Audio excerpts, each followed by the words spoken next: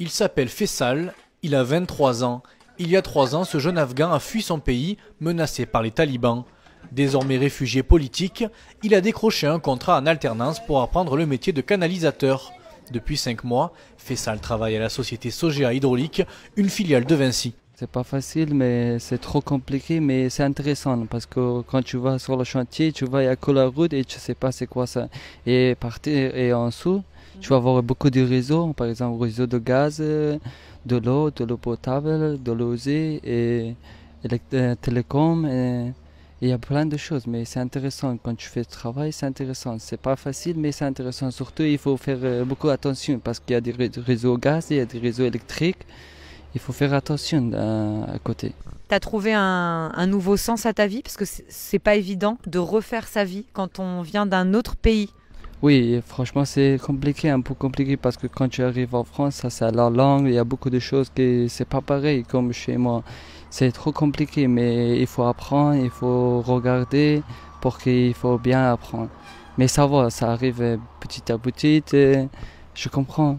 L'employé de Faisal n'est pas la Sogea, mais le GIEC, un groupement d'employeurs pour l'insertion et la qualification. Sa directrice Céline Lamouré a une mission, trouver des candidats motivés qui seront employés par les entreprises partenaires. Elle a rencontré Faisal dans le cadre du dispositif HOP, piloté par l'AFPA, l'Agence pour la formation professionnelle des adultes de Nîmes. Quand j'ai vu Faisal, j'ai vu effectivement un intérêt.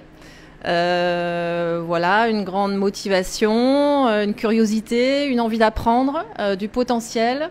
Voilà, j'ai senti que c'était un jeune à qui on pouvait donner sa chance et qui allait mériter une possibilité de CDI derrière. Cette semaine, Faisal passe à la pratique. Il changera son premier réseau d'assainissement à Marguerite, le tout sous le regard minutieux de son tuteur et chef de chantier, Paul Moragues.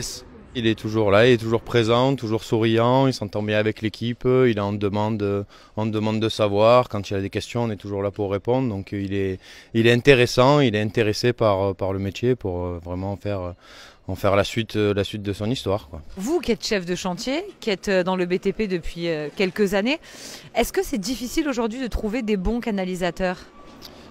Oui, tout le monde n'est pas qualifié, on trouve des gens, après tout le monde ne fait pas l'affaire, ça reste un métier compliqué où il y a pas mal de choses à savoir et à apprendre, donc oui, c'est pas évident de trouver des gars vraiment conformes à ce qu'on cherche. Reste enfin la délicate question du salaire.